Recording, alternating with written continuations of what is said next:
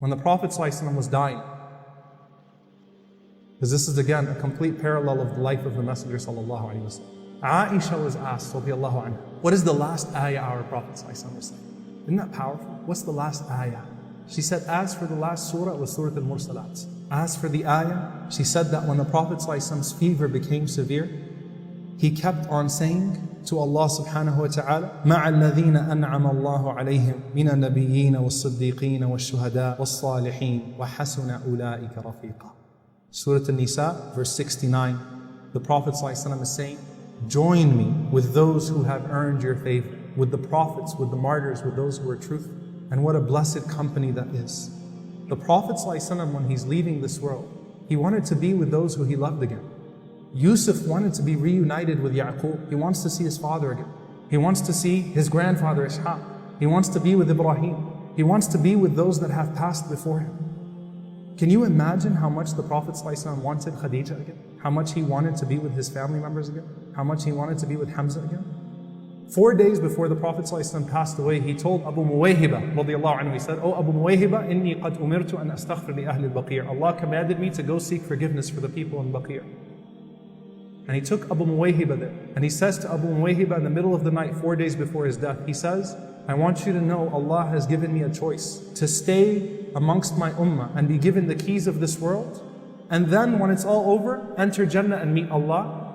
Or I can meet Allah now. You know what Abu Muwayhiba said? He said, Ya Rasulullah, choose us. Don't go, choose us. We don't want you to leave, Ya Rasulullah. Choose us, stay with us. Prophet ﷺ says, Bal ikhtartu Rabbi, I've chosen Allah. And when he's leaving, he's saying, Al-Rafiq al-A'la, Al-Rafiq al-A'la, the companionship of the Most High, the companionship of the Most High. And the Prophet ﷺ is joined with those who he loves. And when he passes away, the desire of every companion thereafter is, I want to be with the Prophet ﷺ. Fatima radiallahu anha, who he told, you would be the first to join me after I pass away. Fatima radiallahu ta'ala anha, she dies 4 or 6 months after the Prophet ﷺ. She's joined with her father.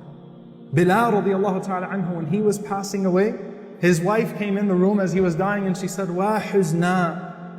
What a day of grief this is. What a day of horrible fortune this is. He said, Bal quli wa farha. He said, no, say what a day of joy. Ghadan alqa al-ahibba Muhammadan wa sahba. Tomorrow I get to meet my beloved ones, Muhammad and his companions. I get to go back to Rasulullah sallallahu alaihi wasallam. I get to go back to the companions. The believing souls are waiting for you. When Uthman radiallahu ta'ala anhu was placed under siege in his house, he was fasting. And on the last day, he saw a dream of the Prophet ﷺ, and the Prophet ﷺ says, Ya Uthman, hal mana'uk min al-ma'? Have they stopped you from drinking water? He says, Na'am ya Rasulullah, yes, O Messenger of Allah. He said, Hal mana'uk an al-ta'am? Have they stopped you from eating? He said, yes, O Messenger of Allah. He said, Hal mana'uk an al-salat fi masjidi? Have they stopped you from praying in my masjid? He says, yes, O Messenger of Allah. The Prophet ﷺ says, don't worry, Uthman. Tonight you will break your fast with me, Abu Bakr and Umar. Tiftaru indana. Your fast tonight will break with us. You will eat with us tonight, not with the people of this world. Dear brothers and sisters, one of the greatest comforts as you are leaving this world is that you are joined with the believing souls, that you are greeted by the believing souls. Think about your loved ones that have passed away, the believers amongst them. You're greeted by them. They're waiting for you to join that round. And Abu Bakr radiallahu ta'ala anhu, when he was dying, it was a Monday. He said to Aisha radiallahu ta'ala anha as he was dying, Ayyu yawmin hadha? What's today? She said, Al-Ithnain, Monday. He said, what day did the Prophet ﷺ die? She said, Monday. Abu Bakr says, In muttu fala tantadhiru bi ila al-ghad. Look, if I'm dying, don't try to resuscitate me and don't wait to bury me till tomorrow. I want to go today. He says, فَإِنَّ أَحَبَّ اللَّيَالِ وَالْأَيَّامِ إِلَيْ أَقْرَبُهَا إِلَى رَسُولِ اللَّهِ صَلَى اللَّهُ عَلَيْهِ وسلم. Because the most beloved of nights and days to me are the ones closest to the Prophet ﷺ. He said, how old was the Prophet ﷺ when he died? She said, 63. Abu Bakr said, how old am I? She said, 63. He said, Alhamdulillah. He said, and what was the Prophet ﷺ wearing when he passed away? She said, 3 cloths. 2 of them were from his ihram and Hajj, Hajjatul Wada', and an extra cloth. He said, bring me my 2 garments from Hajj and an extra cloth and shroud me in them. He knew he was going back to the Prophet ﷺ. And the Prophet ﷺ, he says in this authentic hadith that when the believer passes away, he says, يَأْتُونَ بِهِ أَرْوَاحَ الْمُؤْمِنِينَ. The believing souls receive him. فَلَهُمْ أَشَدُّ فَرَحًا مِنْ أَحَدِكُمْ بِغَائِبٍ. And they are more pleased to receive you than your long lost relatives. You know when you haven't seen someone that you love for so long in this world? and you go to him like I'm going to come to you right now and give you a really big hug? You know when you see someone that you haven't seen for a really, really long time, the love, the excitement, the joy when you meet them in the airport? Think about if you haven't seen someone for 10, 20 years. Though that's not likely in our generation due to air travel and so on and so forth, but someone you haven't seen for a long time.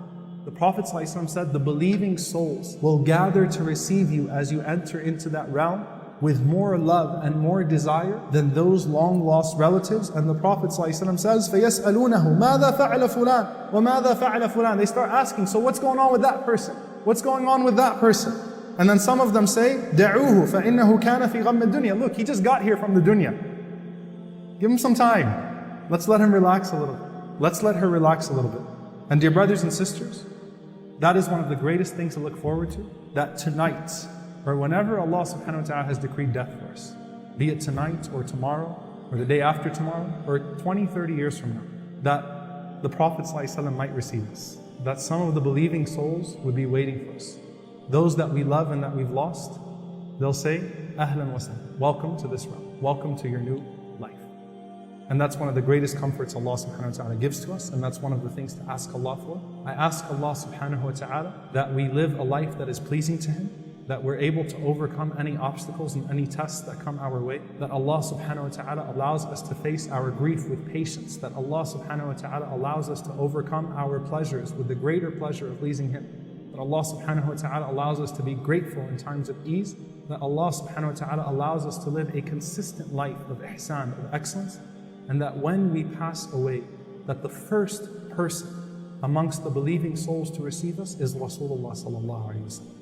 And that we're able to break our fast with him, and that we're able to drink from his hand, and that we're able to be joined with our parents and our spouses and our children and our mashayikh and our ulama and all of the people that we love. We ask Allah subhanahu wa ta'ala to join us with them in the realm of believing souls and ultimately in Jannatul Firdaus. Allahumma ameen.